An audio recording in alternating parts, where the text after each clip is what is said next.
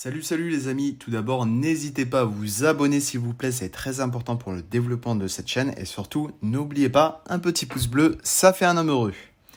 Aujourd'hui, présentation du classement des réserves nationales d'or des pays à date du mois de mars 2022. Tout d'abord, petite nuance à apporter d'emblée à cette vidéo, il s'agit ici bien d'un classement des réserves nationales d'or. Donc, la part d'or détenue par les particuliers, donc les citoyens de chacun de ces pays, n'entre pas en jeu dans ce classement. Ainsi, en réalité, les réserves d'or de certains pays européens, dont la France, peuvent être nettement revues à la hausse grâce notamment au patrimoine caché en anciennes pièces d'or de sa population. Par ailleurs, certains pays arabes, le Maghreb, l'Iran ou même encore l'Inde, ont des populations qui détiennent assez massivement des bijoux en or, et ce culturellement, et pareil, ce même fait n'entre pas en jeu dans ce classement. Maintenant, cette nuance précisée, intéressons-nous au cœur de cette vidéo, qui est le classement des réserves nationales d'or des pays dans le monde. Alors, à la première place, sans surprise, nous retrouvons les États-Unis avec 8133 tonnes d'or à date du mois de mars 2022, ce qui est énorme. On a beau dire, on a beau faire, les États-Unis restent la puissance numéro 1 dans le monde. Après, il s'agit d'un constat à un moment donné, il ne s'agit pas de tendance. Nous reviendrons là-dessus par la suite. En deuxième place dans le monde, fait aussi très intéressant, nous avons l'Allemagne, donc avec 3358 tonnes d'or. En quatrième position, après l'Italie, nous avons la France, notre cher pays, avec 2436 tonnes d'or à date du mois de mars 2022. Et juste derrière la France, en cinquième position, nous avons la Russie avec 2302 tonnes d'or et la Chine en sixième position avec 1948 tonnes d'or à date du mois de mars 2022. Mais là, contrairement aux États-Unis, nous allons étudier les tendances. Nous avons la Russie qui est en cinquième position avec la Chine en sixième position, mais qui, eux, investissent et accumulent de l'or de manière massive et discrètement depuis plus de 15 ans. C'est vraiment une politique nationale. Et vraiment, si on étudie les tendances, logiquement, la Russie et la Chine, malheureusement, vont dépasser et vont donc prendre la place de l'Italie et de la France, respectivement. Qu'est-ce qu'on peut remarquer également dans cette liste des réserves d'or du monde, des différents pays? On peut remarquer surtout que la plupart de ces pays appartiennent au G7 ou par extension au G20, donc font partie des pays les plus riches au monde. Coïncidence? Je ne pense pas. Comme je vous ai dit, vraiment l'or est une réserve absolue. N'en déplaise aux détracteurs de l'or qui appellent ça une relique barbare, eh bien non. L'or est une vraie valeur refuge, est une monnaie d'échange internationale.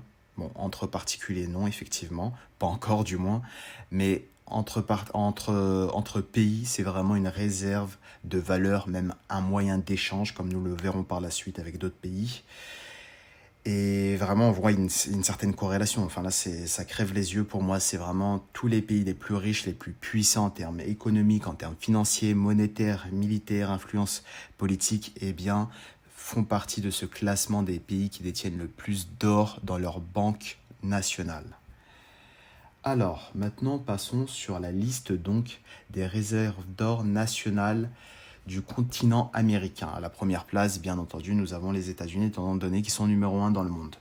Mais fait un peu plus intéressant, en deuxième place, nous avons le Venezuela et en troisième place, le Brésil. Le Venezuela donc prend la deuxième place des pays du continent américain avec 161 tonnes d'or dans ses réserves nationales. Ce qui est intéressant, c'est de noter déjà que le Venezuela est un pays producteur de pétrole, excusez-moi, et que donc on peut remarquer également que la plupart des pays producteurs et donc exportateurs de pétrole garantissent un peu leur avenir avec des réserves d'or nationales assez massives, mais aussi et surtout le Venezuela, car le Venezuela, comme tout le monde le sait, est un pays qui est sous embargo depuis déjà plusieurs années en termes financiers et économiques, et donc se permet d'avoir des réserves d'or, d'une part pour des échanges donc à l'international de pays à pays, mais aussi pour protéger son avenir et sa population à l'avenir.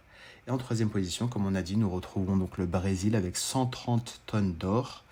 Et le Brésil, pareil, qui appartient au pays du G20. Rien d'étonnant là-dedans. Maintenant, passons à la liste des réserves d'or nationales du continent asiatique. Sans surprise, pareil, nous avons la Chine, donc dans le continent asiatique en première place avec 1948 tonnes d'or. Et en deuxième place, nous avons le Japon et troisième place l'Inde. Donc pareil, l'Inde qui appartient au pays du G20, rien d'étonnant là-dedans. Passons maintenant à la liste donc des réserves d'or nationales du continent africain.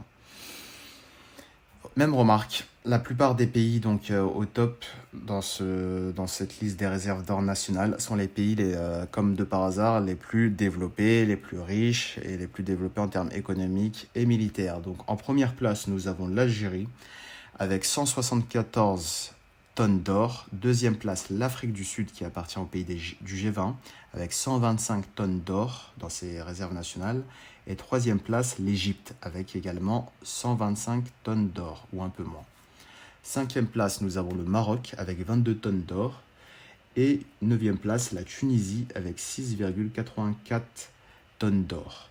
Donc on peut remarquer dans cette liste donc, des réserves nationales des pays africains que les réserves des pays africains ne sont pas extraordinaires parce que comme on a dit, ils n'ont pas forcément les moyens d'investir sur l'avenir, ils n'ont pas forcément les moyens de se protéger et leur pays, enfin leurs dirigeants ne sont pas forcément, comment dire, des dirigeants des plus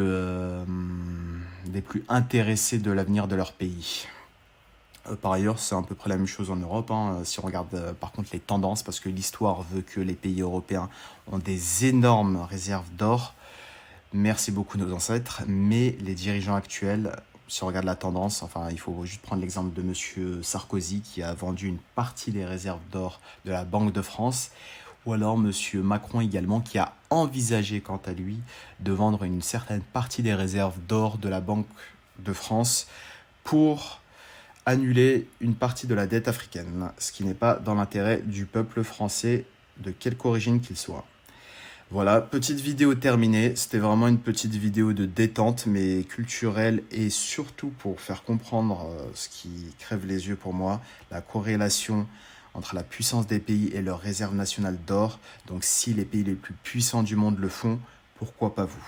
S'ils se protègent dans un avenir incertain, s'ils savent que vraiment toute la crédibilité de leur monnaie fiduciaire, comme l'euro, le dollar, etc., effectivement, on n'a plus de dollars basés sur l'or, baqués sur l'or, mais quand même les banques respectives centrales de chacun des pays en question, tout de même gardent quand même une certaine réserve en or pour rassurer quand même tous les grands investisseurs et tous les grands actifs dans le monde financier international.